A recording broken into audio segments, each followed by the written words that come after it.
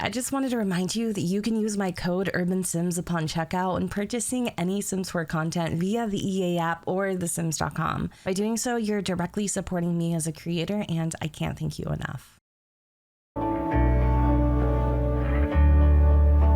Hey guys, welcome back to the channel. It's been a really long time since I have sat down and just played around and created a sim. In fact, I've been really wanting to create a new current household for a very long time. I had an idea and I was kind of inspired by one of the outdoor retreat outfits, which you'll see here in just a second, to create a sim that's an outdoor enthusiast. I've always admired that lifestyle in the sim, someone that goes off and travels the world and, you know, just lives for experience, but I don't know why, I just never have done it. I've almost done it a few times. You all know what I'm talking about, but we're not going to talk about it. I really want to stick to it this time. So last night I played around, I created my sim. Her name is Dakota Dunbarr. Yeah, I like her last name. It's kind of weird. And she lives in this little cottage in Brindleton Bay, which you will see here in just a second, because I've created it too. And I played with her for a couple hours and she hasn't even left the fucking house yet. Like, she hasn't even left the house yet. She's been so preoccupied with taking care of things on her homestead that she has completely ran broke, and I don't know what we're gonna do, but I'll tell you a little more about her in just a split second. So anyway, I've created Miss Dakota. I've created her home. I'm gonna put them on the gallery, both of them at Gen 2.606, just in case you guys are interested in maybe playing with her too, because she's actually a really cool sim. Like, I really like her a lot. I don't know what it is. She seems very calm. She seems very down to earth. I love her style too. That's kind of what I was going for, was just someone who's just very minimalistic, doesn't wear a lot of makeup, doesn't really care to do all of that. She's just very easygoing.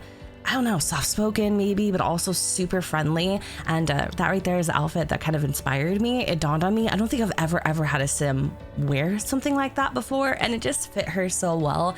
So that kind of, I guess that outfit was basically the blueprint for the rest of her catalog, which was kind of hard to do. I was trying to find this middle ground of where I was kind of showing her personality through the lack of detail in her clothing and her wardrobe, but also keeping it very true to her. So you might have seen that outfit there for a split second, the like baggy tee and jeans. I didn't feel like that was her at all. I do come back to her second everyday outfit and I revamp it a little bit. But in terms of CC, I kept it very minimal. I only have my defaults in at the moment. So like my default teeth, eyes, skin, and a few character defining details that I think really do make a difference when it comes to creating sims, such as these moles.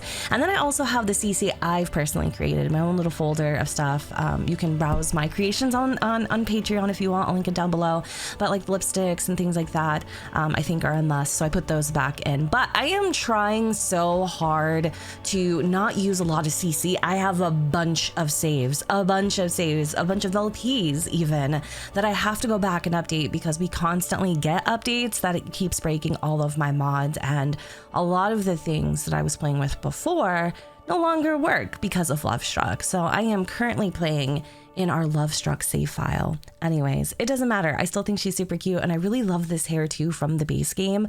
In case you guys were curious, I did cover this actually in a video that I did like a couple weeks ago about all the brand new features coming to the base game, and this is a male hairstyle. I know, it's kind of wild because I really do feel like it's very unisex, but for some reason it's under the masculine tag, so you have to remove the tags to find it. Anyways, I did my absolute best to give her a very colorful wardrobe because I really wanted her to kind of take inspiration from the world around her. And I didn't want her to be stuck in that sad brown and green beige color palette that I always use. So some of the outfits, I'm not gonna lie, definitely went that route. But the other ones I think are very fun and colorful. And her style kind of reminds me of that here at my hometown, Seattle. I feel like a lot of people wear some of these outfits that she's wearing. We have a very like quirky style. I don't dress like a lot of Washingtonians, but there is a distinct style. If you know, you freaking know. So anyways, I'm just wrapping up her catalog. I've never used those little slip-ons before, and I thought they were kind of cute with that vest. This would probably be, well, it's not a vest, jacket. Probably be better as a winter wear outfit, but It's fine. I wanted to give her something a little bit different because it is actually winter in game. So she is an adventurous sim. She loves the outdoors, and then she's also super duper generous. So we're gonna hop into the building of her homestead, her little cabin. The exterior is very, very clean looking. I'm assuming she probably did a little renovation on it recently, but the interior, oh my God, I am obsessed with the inside of this house. Like, playing in it is so much fun. It's cozy, it feels real. Like, I didn't go for aesthetics here. I just went for the, like, this is somebody's home. This is their home. This is where someone lives, you know? I didn't go for that Pinterest vibe, even though I'm jealous because I can't do that, but I just love creating more realistic homes. And I don't know, I love the way this one turned out. Because there is a lot of fires here in Brindleton Bay, I gave her a nice little metal roof. I went with a green exterior. I also was playing around with the tiny home aspect of the game, which is something I never do, because seeing the tiles count down kind of stresses me out a little bit, because I'm like, oh my God, what if I don't have enough room for everything? Like, what am I going to do? And then my idea of a tiny home is a lot smaller than this even. So I was very surprised that I was able to get the home to look the way it does within the metrics of what classifies a tiny home. So I'm kind of proud of that.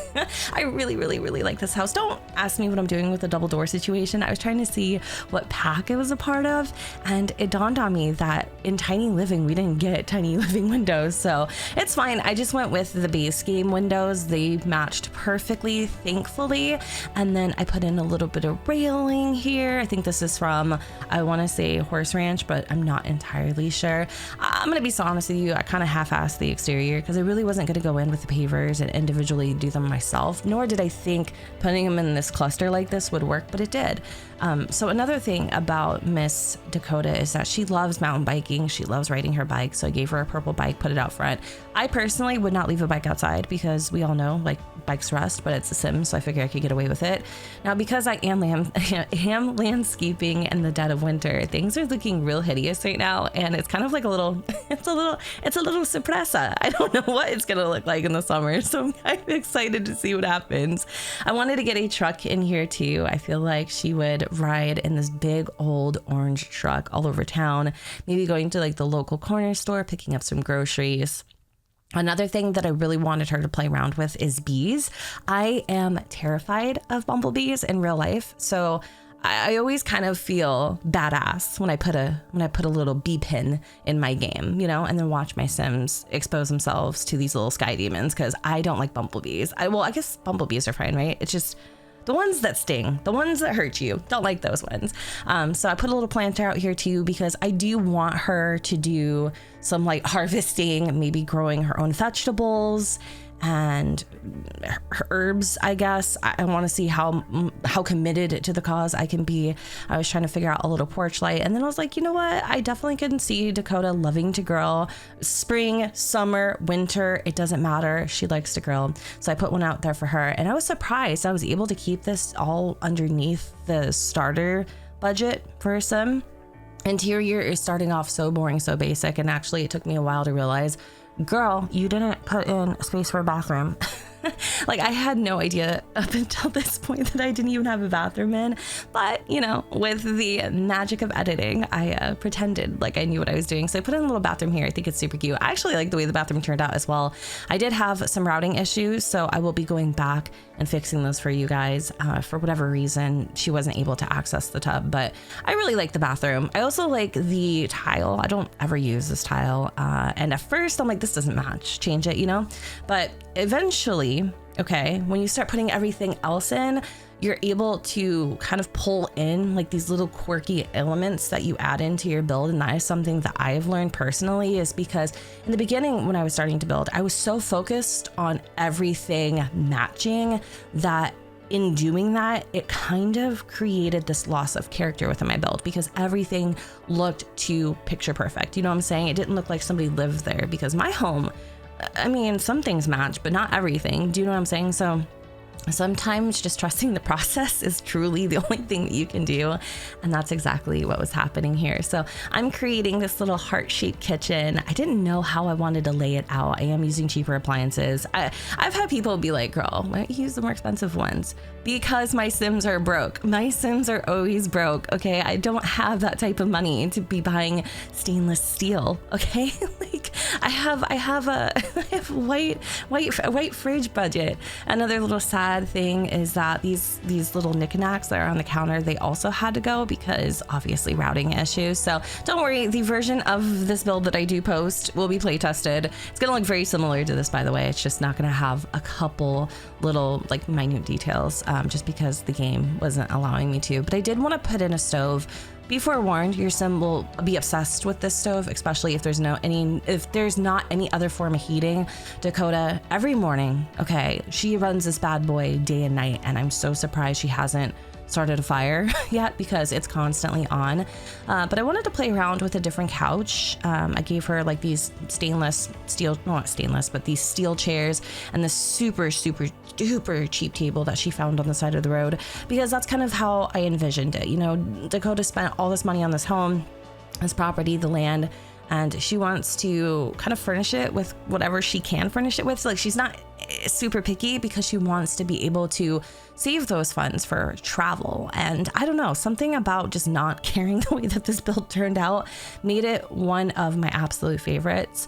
I'm telling you, playing in this, it just hits different. It really does, especially like when the sun's setting or there's snowfall. It's just so beautiful. I really like it. I also wanted to add in a couple other little things like shoes, a coat rack. I do add in a couple pieces of artwork here to kind of bring it all together, bring the home to life.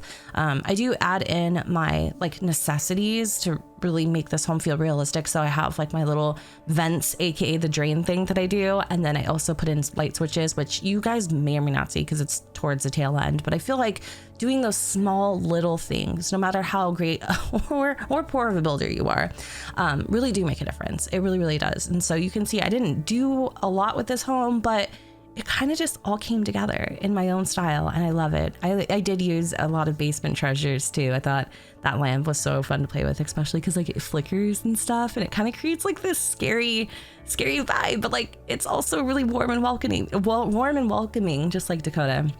Anyways, I am contemplating on getting a dog for her or some sort of animal to keep her company. But with the traveling thing, I don't feel like that's super realistic.